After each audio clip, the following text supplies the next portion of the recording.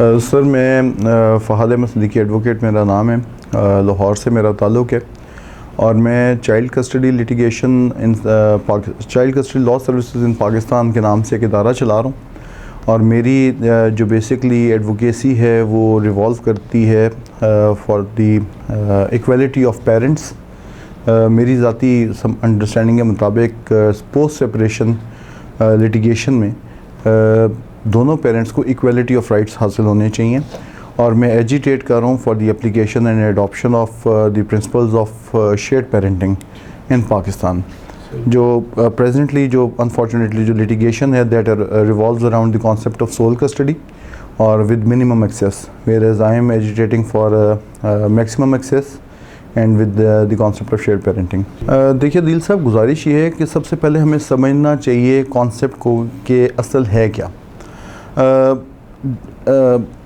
शादी होती है दोनों मियाँ बीवी की और फिर बच्चे अल्लाह ताला वजूद में लाते हैं। अल्लाह रब्बुल इज़्ज़त के लिए मेरी अंडरस्टैंडिंग के लिए मुताबिक मुश्किल नहीं था कि वो बीबी मरियम की तरह ईसा अलैहिस्सलाम दुनिया में आए तो हम भी एक सिंगल पेरेंट बच्चे पैदा हो सकते थे, इसके लिए मुश्किल नहीं था। लेकिन अगर अल्लाह ने मियाँ और बीवी, माँ और बाप दोनों को रखा और फिर उनके मिलन से ही आगे नस्ल इंसानी कंटिन्यू की, तो इसके पीछे यकीनन कोई मसलहत होगी, कोई ना कोई अल्लाह पाक की मंशा होगी।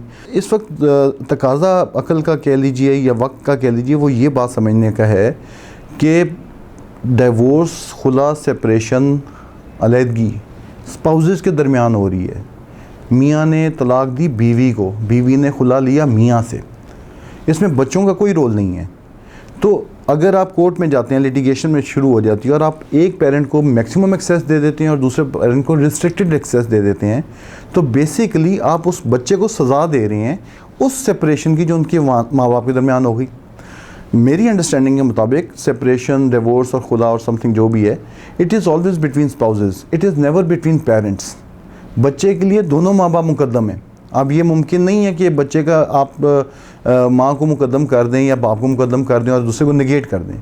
इसी तरह अगर मेरी बात को आप समझेंगे, इस ज़्यादा डीपर अप्रिसिएशन करें, तो कुरान हकीम में अल्लाह पाक बहरहाल खालिक भी हैं हमारे और हर चीज़ से वो आगाह भी हैं। इंसान को जितनी दुआएं सिखाई गई हैं माँ बाप के हवाले से, वो दोनों माँ बाप के हवाले से। रब्बिर हमहुमा कमा रब्बयानी सगीरा का अगर हम जिक्र करें तो ए अल्लाह मेरे माँ बाप पर रहम फरमा जिस तरह उन्होंने मेरे बचपन पे रहम फरमाया था। उसमें अल्लाह ने ये किसी जगह नहीं इंसान को सिखाया कि भाई या अल्लाह मेरे बाप पे रहम फरमा दे या मेरी माँ पे रहम फरमा दे। दोनों पेरेंट्स का कॉन्सेप्ट है। तो इसी तरह अकल का तकाजा तो ये है कि जो ये आप लिटिगेशंस में जाते हैं अनाओं के चक्कर में, तो आप अपने बच्चों का जो हक़ है, जो आपका जायज़ पैसा है जो आप कमाते हैं, वो अपने बच्चों पे लगाने के लिए कमाते हैं और उन बच्चों का वो हक़ है उस पर, आप उससे ज़ाया करके लिटिगेशन में अदालतों में खर्च रहे हैं, लिटिगेशन को बढ़ा रहे हैं। उन्हें ख़त्म होना चाहिए। आपको समझना चाहिए कि वक्त का तकाजा ये है कि इन बच्चों के लिए बाप भी अहम है और माँ भी अहम है, तो इन्हें मैक्सिमम एक्सेस देनी चाहिए दोनों पेरेंट्स तक। ये बच्चों का बुनियादी हक़ है, that should not be denied. अब वो बच्चे किसके पास रहते हैं, मेरे पास रहते हैं या मेरी साहबका बीवी के पास रहते हैं, तो इट शुड नॉट मैटर, फ़र्क नहीं पड़ना चाहिए इन चीज़ों से। दिल साहब, इसमें बड़ा सिंपल सी इक्वेशन है ये। पेरेंट्स तक तो बात बहुत बाद में आती है कि जी पेरेंट्स गलती करें। आपने तो पेरेंट्स के दरमियान में होनी ही नहीं सुना। जब आप कस्टडी लिटिगेशन में आ गए तो it will always be the court जो एक्चुअल गार्डियन है उन बच्चों का, डिफेक्टो गार्डियन है। तो आपने तो कोर्ट के साथ बार्गेन करनी है, कोर्ट के साथ बात करनी है। मेरी अंडरस्टैंडिंग के मुताबिक ये जो आप मैनेजमेंट वाली बात कर रहे हैं, इट्स नॉट एन इशू। आप कोर्ट में भी तो मुलाकात कर रहे हैं, अंडर बेलिफ्स सुपरविजन ये मुलाकात चल रही है ना, तो ये तो ड्यूटी ऑफ द कोर्ट है कि वो बेलिफ अपॉइंट करे, वो सिक्योरिटीज़ ले ले, वो इंडेमनिटी बॉन्ड्स भरवा ले। ये तो इतना बड़ा इशू नहीं है जिसकी बुनियाद पे आप इतना एक अच्छा जो माहौल पैदा हो सकता है उसे रोक दें ख़त्म करने से। आप इंडेमनिटी बॉन्ड्स भरवा सकते हैं, आप श्योरिटी बॉन्ड्स ले सकते हैं, आप पर्सनल श्योरिटीज़ ले सकते हैं। आप बाप को या माँ को, जो भी नॉन कस्टोडियल पेरेंट है, उसे बाउंड कर सकते हैं। आप एसएचओ को डायरेक्ट कर सकते हैं कि जी इन्हें इंश्योर करें। पुलिस से भी तो आप कोर्ट्स ने जब रिकवर कराना होता है हेबियस के थ्रू, तो थ्रू पुलिस ही होती है ना जी, तो वही सेम आप कोर्ट्स पुलिस के थ्रू इंश्योर कर सकती हैं interaction between the child and the parent. But why it is to be done within the court premises. और आप जुल्म की इंतहा देखिए, कराची में 90 मिनट की मुलाकात है, आप 90 मिनट्स में अपने बच्चे के साथ किस किस्म की बॉन्ड डेवलप कर सकती हैं, मुझे गाइड कर दीजिए, मुझे आज तक नहीं समझ आ सकी। Guardian and wards act, child custody issues को 4 लॉज डील कर रहे हैं। गार्डियन अवार्ड्स एक्ट 1890 है, फैमिली कोर्ट्स ऑर्डिनेंस 1961 है, फैमिली कोर्ट्स एक्ट 1964 है, फैमिली कोर्ट्स रूल्स 1965 हैं। कोई एक कानून मुझे बता दें जिसमें कोई एक प्रोविजन हो जो कहती हो कि 90 मिनट्स की कोर्ट मुलाकात होगी। Not even a single provision. Every guardian court is bound. एक रीज़न नहीं बताई जाती कि वाई कि इस बच्चे की जो लिटिगेशन में आ गई है, मैं सेक्शन 12 की एप्लीकेशन डिसाइड करते हुए कोर्ट विजिटेशन क्यों फिक्स कर रहा हूँ, हालांकि section 24A of general clauses act categorically lays down an obligation on every authority made with the court और the executive one to give reasons. आप जितने ऑर्डर्स उठा के देख लें, किसी एक में ये सजेशन नहीं होगा, किसी एक में रीजनिंग नहीं होगी कि ये 90 मिनट्स की कोर्ट प्रेमिसेस में क्यों मुलाकात की जाए और ये 90 मिनट से क्यों हो। कहाँ पे रिस्ट्रिक्शन है कि बाप अपने बच्चे से ओवरनाइट नहीं मिल सकता। मैं इस सिलसिले में आपकी फ़र्दर इसमें असिस्टेंस के लिए, देखिए हम एक तरफ कहते हैं जी कि पाकिस्तान में कुरान और सुन्नत से मुतसादिम कोई लॉ नहीं बनेगा। कुरान हकीम की सूरत बकरा की आयत नंबर 233 है, उसका एक छोटा सा टुकड़ा है जो शेयर्ड पेरेंटिंग को ऑर्डेन करती है। आई थिंक मैं अरबी में इतना नहीं हूँ, लेकिन उसका जो इंग्लिश ट्रांसलेशन है वो ये है कि no mother shall be harm for her child and no father shall be harm for his child. तो शेयर्ड पेरेंटिंग का, शेयर इक्वलिटी ऑफ पेरेंटिंग का लॉ तो अल्लाह ने दे दिया आपको।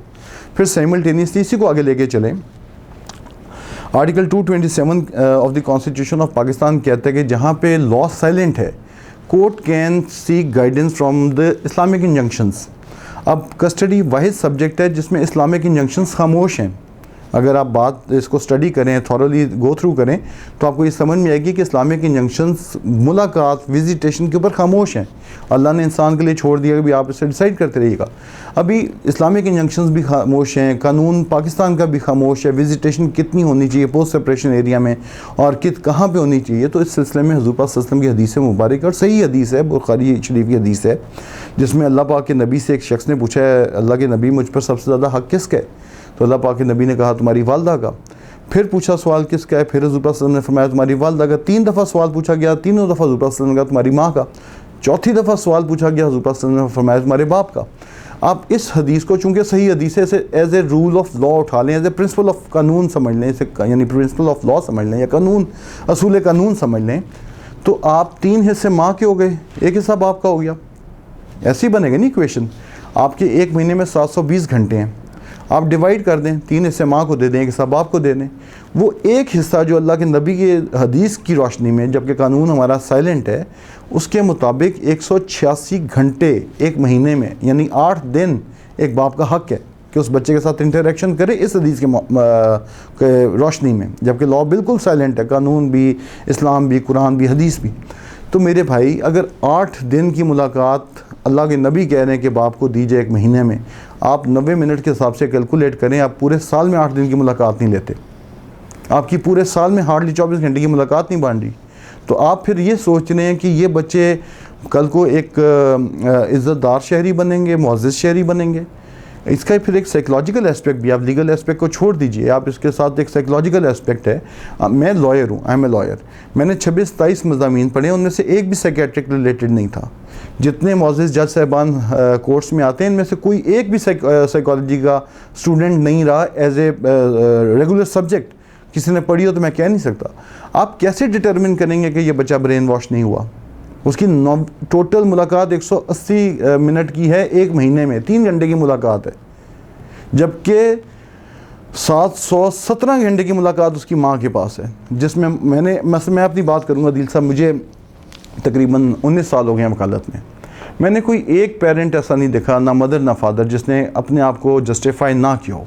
वैसे मैंने कोई हस्बैंड ऐसा नहीं देखा जिसने ये कहा कि भाई मेरी बीवी बड़ी शरीफ औरत थी और मैं गुनहगार था या मैं गलत था।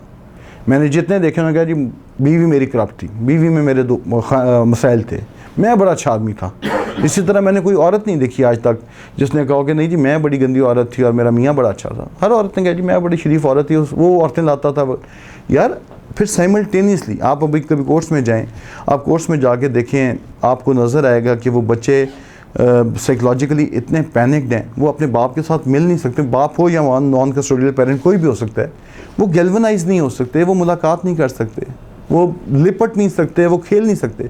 आप 12 साल की बेटी को गोद में उठा सकते हैं सर? आप इस माशरे में 15 साल की बेटी को गोद में उठा के ले जा सकते हैं बाहर? जितना मुआशरे की आपकी अनफॉर्चुनेटली जनरल डिस्क्रिप्शन जो है कार मुज़ल्लत में गिरने वाली सोच है। आप तो 4 साल की बेटी को गोद में उठाएंगे ना, या 5 साल की, या 6 साल बहुत होगा तो 6 साल की बच्ची को गोद में उठा लेंगे। तो वो उस बच्ची से किस चीज़ का बदला ले रहे हैं कि उसके पेरेंट्स ने सेपरेशन ले ली है, आप उसे सज़ा दे रहे हैं।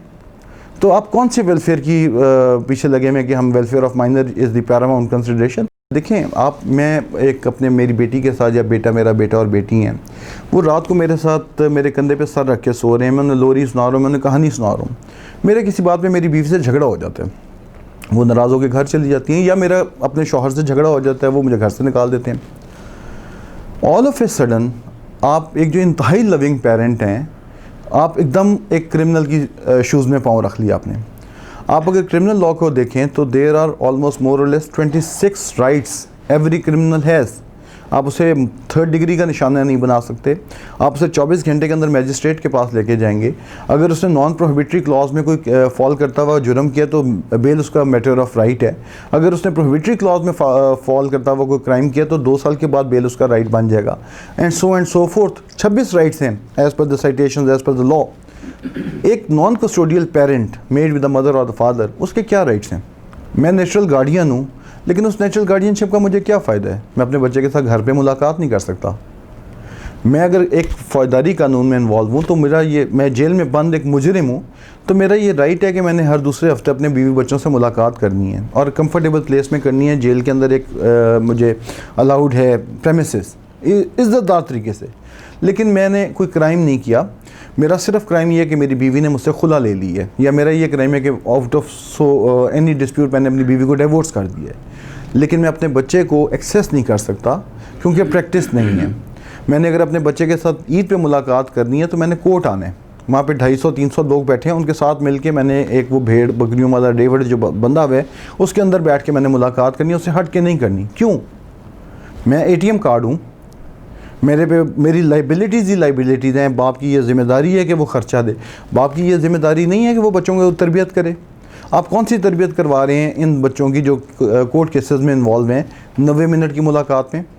आपकी 5 डिस्ट्रिक्ट्स हैं कराची में, बहुत खींच के भी एवरेज निकालें तो 10,000 के करीब केसेस हैं। 10,000 में 2 बच्चे भी रखें तो 20,000 बच्चा एट स्टेक है, और ये हर साल का है। खुला की रेशियो बढ़ती जा रही है, काम नहीं हो रही है। आप इसे रोक नहीं सकेंगे। जो ड्रामे आप बना रहे हैं, जो आप मीडिया आप दे रहे हैं, जो आपने सोसाइटी में आपने एक रेस शुरू की हुई है कि कौन कितनी जल्दी अपना घर तोड़ता है। अनफॉर्चुनेटली जोड़ने वाले तो ख़त्म हो गए, अब तो तोड़ने वाले हैं, आग लगाने वाले हैं। आप उनसे ये एक्सपेक्ट करें कि यार इन बच्चों की कोई बेहतरी होगी, कैसे बेहतरी होगी?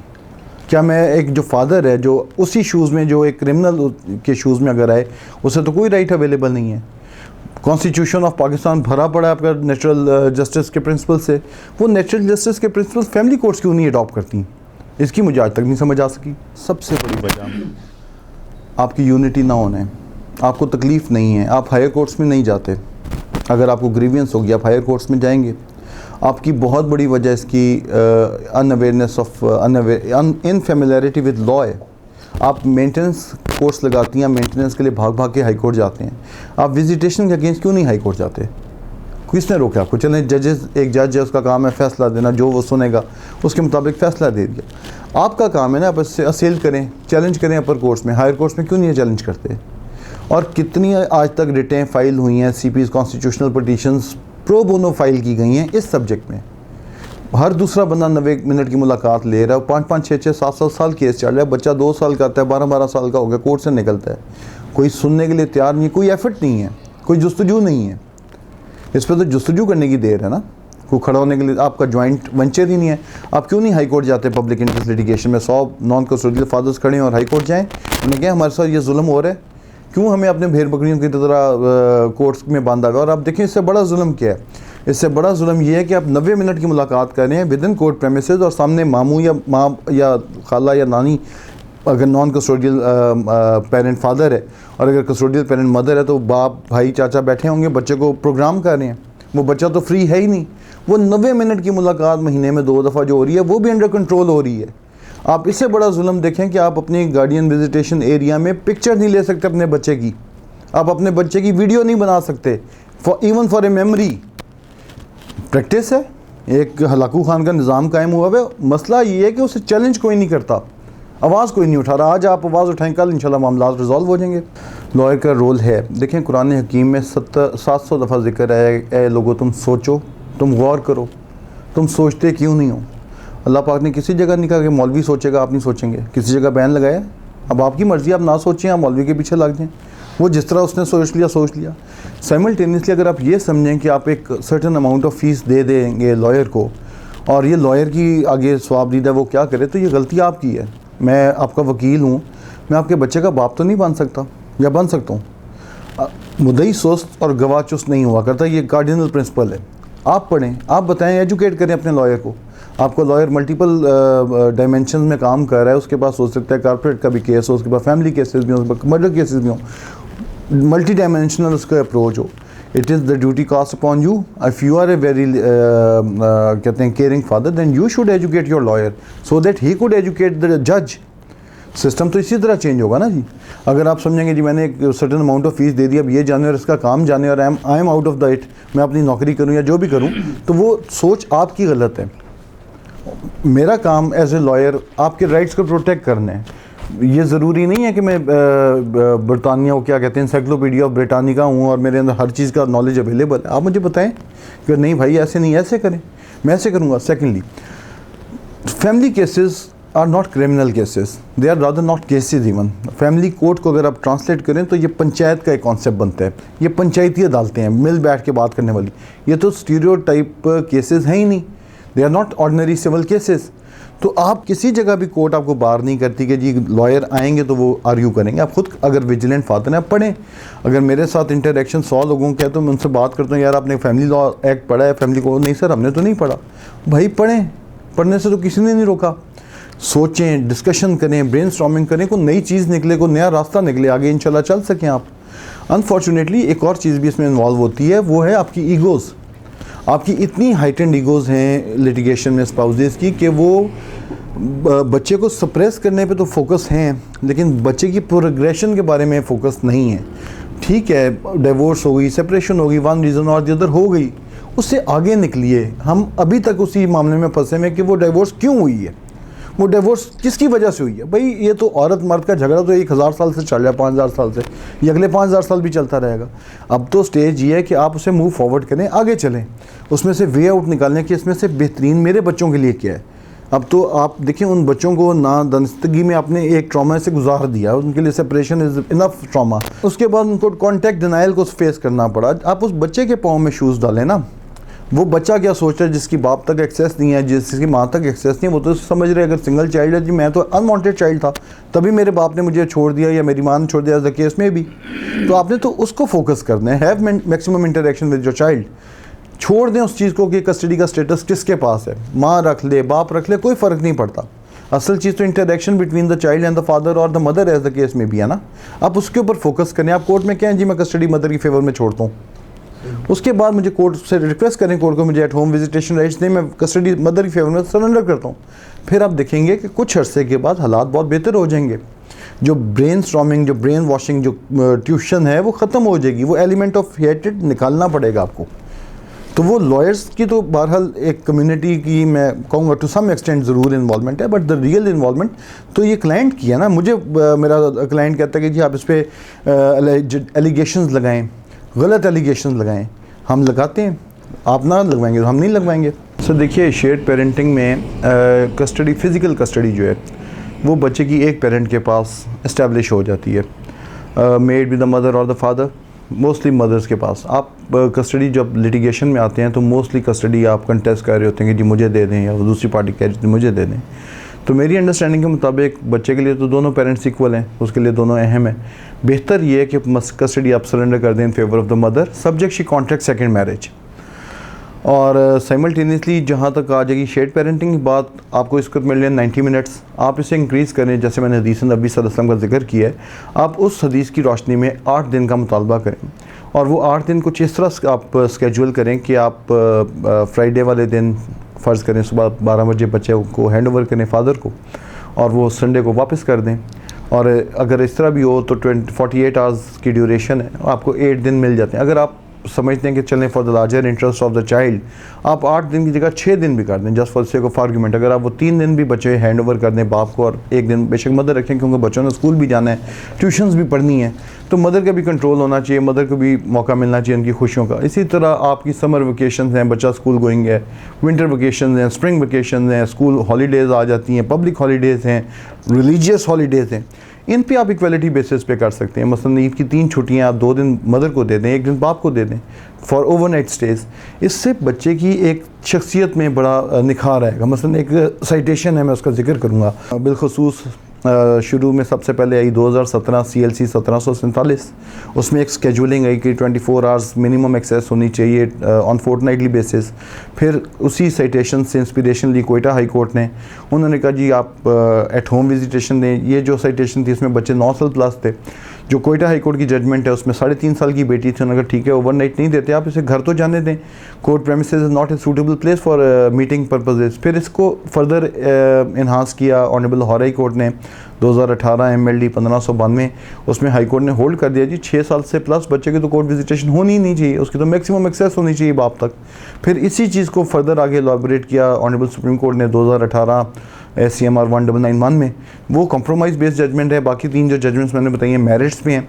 तो होना तो ये चाहिए कि आप एक इस तरह की स्केजुलिंग कर दें जिसमें मैक्सिमम इंटरेक्शन बच्चे का बाप के साथ हो, उस बच्चे को पता तो हो ये मेरा दादा है, ये मेरा फूफा है, ये मेरा चाचा है, ये मेरा कज़न है, ये मेरी फूफू हैं, ये मेरे नए कज़न दुनिया में आ रहे हैं, ये मेरे पुराने कज़न दुनिया से चले गए हैं। उसे तो बेचारे को कुछ पता ही नहीं है सारी लिटिगेशन में।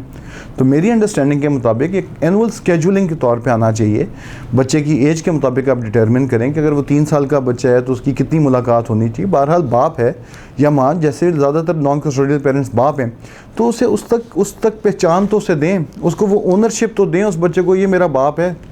आपने तो वो ओनरशिप बीच में से माइनस कर दी है और वो साइकोलॉजिकली मोर और लेस डिसफंक्शनल बच्चा है जिसकी स्प्लिट पर्सनैलिटी होगी, वो झूठ भी बोलेगा, वो जस्टिफाई भी करेगा, उससे उसका बचपन ना छीने। बस मेरी सिर्फ इतनी सी गुजारिश है। आखिरत तो बहुत दूर की बात है, उसकी दुनिया तबाह होगी ना। आप देखिए, आप मेरा बेटा है या मेरी बेटी है, वो मुझे इजीली एक्सेस कर सकता है, वो मुझसे ख्वाहिशों का इजहार कर सकता है, वो मुझे किसी दुकान पे से गुजरते हुए कह सकता है पापा मैंने ये लेना है। पापा उसे समझाएंगे बेटा हालात नहीं हैं, अगर वो ज़िद करेगा पापा कहेंगे ठीक है यार बेटा आप ये ले लो।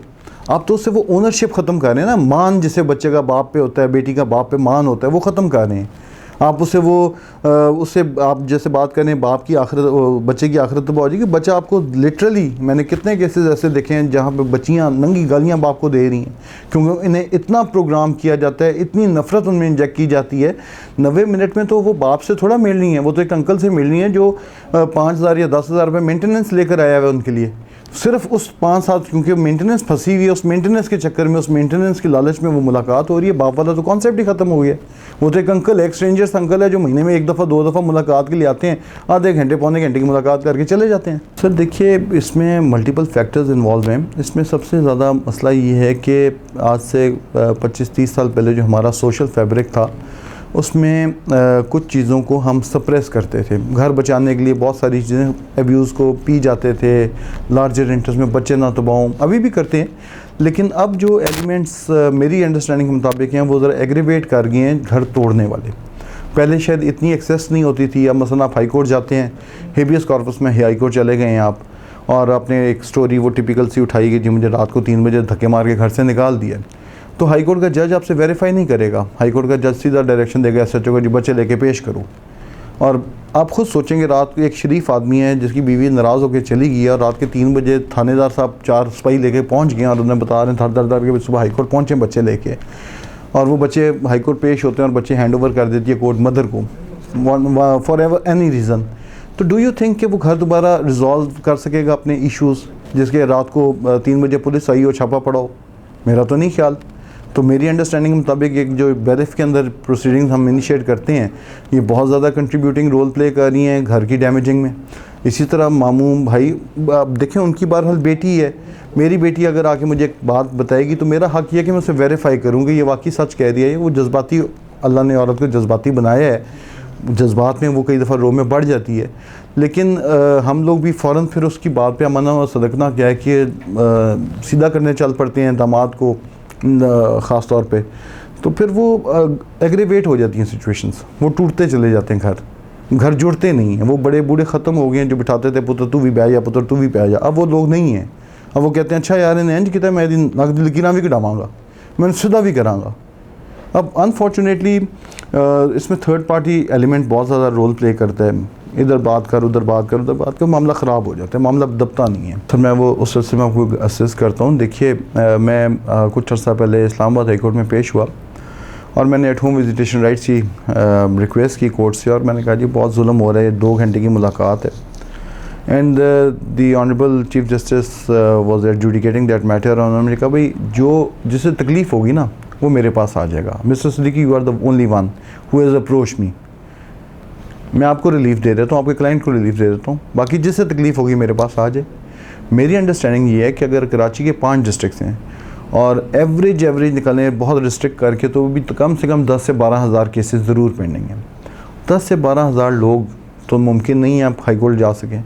अगर 100 लोग भी हाई कोर्ट जाते हैं और वो कहते हैं कि सर ये कोर्ट की मुलाकात ख़त्म करके हमें घर की मुलाकात दीजिए, हमारे बच्चे 6-6 साल से ज़्यादा हैं और हम कस्टडियाँ सरेंडर करते हैं in favour of the mother, हम इंडेमनिटी बॉन्ड्स भी भरते हैं, हम PR बॉन्ड्स भी देते हैं, हमें एक्सेस घर की दी जाए, तो मेरी अंडरस्टैंडिंग है कि things would have been better. हो सकता है कि वो इन 100 बंदों को शायद मुलाकात ना मिले, हो सकता है शायद वो इन्हें रिलीफ ना मिले, लेकिन इस चीज़ की फॉर श्योरिटी है कि जो इनके पीछे 2000 बंदा आ रहा है, जो आप जिस माशरा आपका जिस नहज पे जा रहा है, मुझे नहीं लगता कि यहाँ पे तलाक़ें ख़त्म हो सकें या रेशियो ऑफ खुला ख़त्म हो सके। थेरेटिकली हम बड़ी बातें करेंगे जी खुला इलीगल है, ये है वो अन इस्लामिक है, सो एंड सो फोर्थ, लेकिन हम एजिटेट नहीं करते उसे कोर्ट के सामने। बदकिस्मती हमारी ये है, और कोर्ट का डायरेक्शन या कोर्ट का डिक्टम डिसाइड करेगा कि क्या लेजिटिमेट है क्या इलिजिटिमेट है। तो उसके लिए मेरी अंडरस्टैंडिंग है कि लोगों को खड़ा होना चाहिए, अपनी आवाज़ उठाएँ अपने बच्चों की खातिर। कोर्ट से मांगें तो सही कि हमें घर की मुलाकात दें, कोर्ट को कहें तो सही कि हमें शेयर पेरेंटिंग के ऊपर लेकर आएँ, हम सोल कस्टडी से बाहर निकालें। यूरोप में तो ऐसा नहीं होता, यूरोप में तो बच्चे कोर्ट्स में नहीं आते। आपने तो अगर 6 साल या 5 साल के बच्चे को कोर्ट प्रोसेस से रोशनास करा दिया, उसे पता है कि यार मैंने किस तरह निकलना है, उसके सामने जजेस भी हैं, उसके सामने बेड़ियाँ लगे हुए क्रिमिनल्स भी आ रहे हैं, पुलिस भी है, असला भी है, और फिर आप उससे एक्सपेक्ट कर रहे हैं कि जी वो बच्चा एक बड़ा सेंसिबल और एक बड़ा हम्बल और एक बड़ा वो नॉर्मल इंसान बन के सोसाइटी में शामिल होगा, तो फिर आपकी खुशवाए खाम ख्याली के तो कुछ भी नहीं है। सर आपने देखें उनसे तो लेना ही कुछ नहीं ना, अगर आप पार्टी से एक्सपेक्ट कर रहे हैं कि वो आपको रिलीफ दे दे तो that's not possible. You can not expect compassion from your enemies. आपने तो कोर्ट से बात करनी है, आपने तो कोर्ट के साथ बार्गेन करनी है कि जी मैं कस्टडी छोड़ता हूँ, आप लेट इट भी ख़त्म करें, आप मुझे स्केड्यूल दे, मैं आउट हूँ ऑफ द कोर्ट। और ये जो थ्योरी है ना जी 7 साल और 14 साल वाली, ये मेरे ख्याल में तो it's only an hoax, only A hoax. ये फिक्टिशियस ही बात है, इट्स नॉट पॉसिबल। कोई प्याली तो है नहीं इंसान का बच्चा कि वो पहले 2 साल इधर है, 2 साल के बाद उठा के आपको पकड़ा देंगे। उसकी साइकोलॉजिकल अटैचमेंट्स हैं, कैसे वो आपको दे देंगे? How is it possible?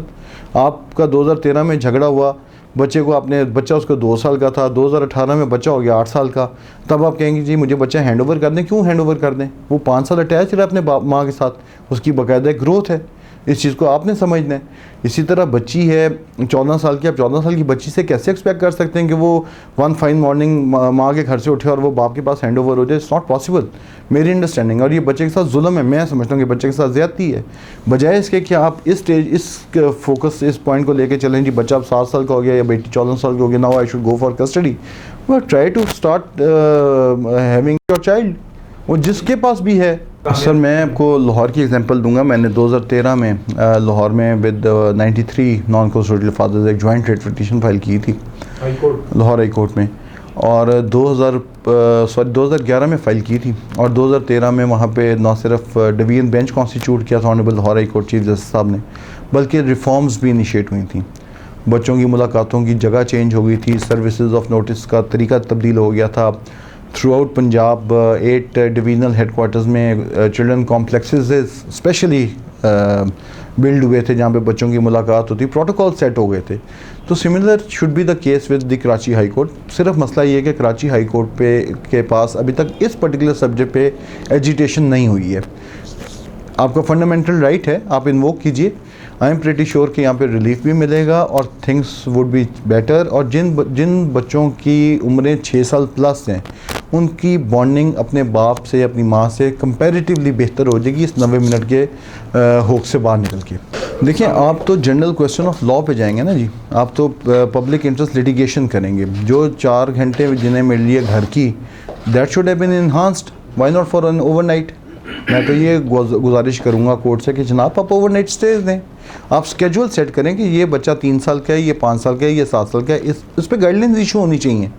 जैसे बॉम्बे हाई कोर्ट ने गाइडलाइंस इशू की, जैसे कर्नाटका हाई कोर्ट ने इसके ऊपर गाइडलाइंस इशू की, वैसे why not Sindh high court should issue guidelines जो गार्डियन जजेस को बताया कि भाई अगर बच्चे की ये स्पेसिफिक एज है तो इसके मुताबिक इतनी मुलाकात आपकी देनी चाहिए। Across the board guidelines issue होनी चाहिए ना। यहाँ पे तो डिस्क्रिप्शन ऑफ द जज है, और वो डिस्क्रिप्शन भी सिर्फ कोर्ट प्रेमिसेस से आगे जाती नहीं है।